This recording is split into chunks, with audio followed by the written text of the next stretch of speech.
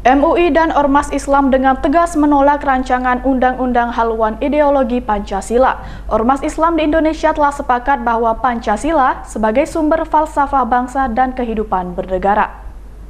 Ini untukmu, MUI. Rancangan Undang-Undang Haluan Ideologi Pancasila belakangan tengah menjadi pembicaraan, dan ini memicu sejumlah tanggapan politisi dan tokoh agama yang menganggap RUU HIP tak memiliki urgensi.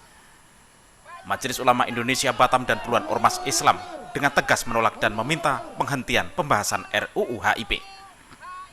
Terkait aksi turun ke jalan menolak RUU HIP, mendapat tanggapan dari tokoh Muslim Batam Ustadz Firdaus LC SPDI. Aksi demo turun ke jalan secara tegas tidak setuju karena menjadikan mudarat. Sebaiknya dilakukan dengan diskusi dengan pemerintah untuk membahas hal ini.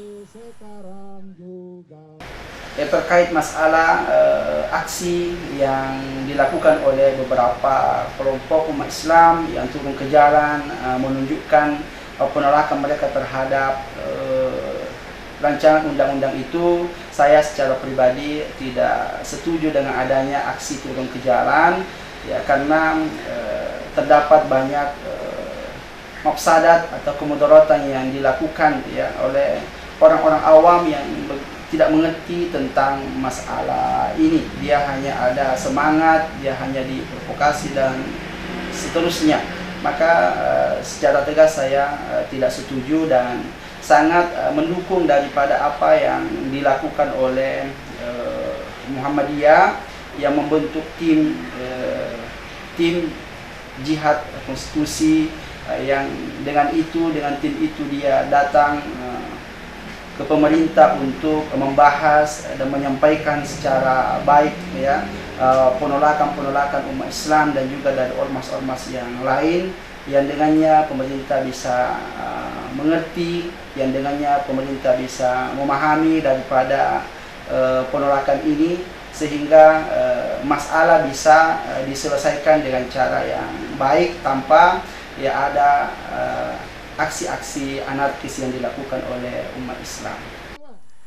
Ustadz Firdaus menghimbau kepada seluruh masyarakat Batam dan Kepri agar masalah ini diserahkan kepada yang berwenang, supaya benar-benar dapat diselesaikan dengan baik, tanpa melakukan aksi-aksi anarkis.